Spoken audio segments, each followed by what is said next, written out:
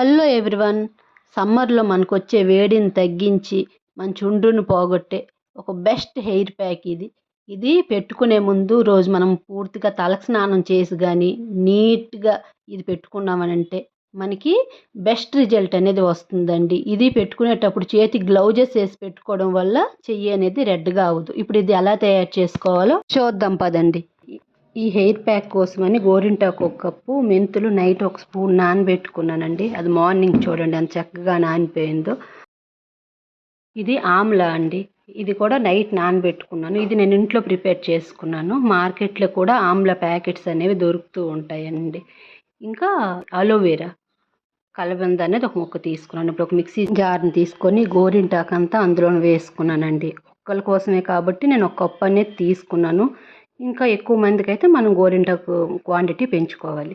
ఈ నానబెట్టుకున్న మెంతులు అనేవి ఇందులో వేసుకుంటున్నానండి. మెంతులు వేసుకొని వాటర్ పక్కన పెట్టుకోవాలండి. ఎందుకంటే మిక్సీ చేసేటప్పుడు ఆ వాటర్ వేసే చేసుకోవచ్చు. ఈ ఆమ్లా అండి, ఈ ఆమ్లా కూడా ఇందులో మొత్తం యాడ్ చేసుకుంటున్నాను. ఆ వాటర్ కూడా పక్కన పెట్టుకుంటున్నానండి. ఈ వాటర్ మాత్రం వేసుకొని చేసుకుంటే బాగా పేస్ట్ అనేది చాలా చక్కగా తయారవుతుందండి. ఈ అలోవెరాని చక్కగా కట్ చేసేసి 4 సైడ్స్ మధ్యలో ఉన్న గుజ్జు మాత్రం ఇందులో మనం వేసుకోవాలండి. ఇలాగ నేను కట్ చేసుకున్నాను.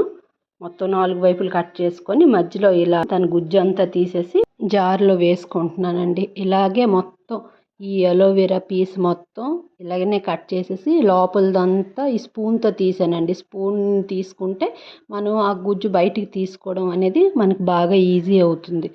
మనం ముందుగా ఈ ఆమ్లాలో నానబెట్టిన నీరు ఉంది కదా, అదంతా దాంట్లో వేసుకొని కొంచెం కొంచెం వేసుకొని మనం మిక్సీ అనేది చేసుకోవాలి. దీనిలోకి ఈ మెంతులు నానబెట్టిన నీరు, ఈ ఆమ్లా నానబెట్టిన నీరు మొత్తం పట్టేస్తుందండి.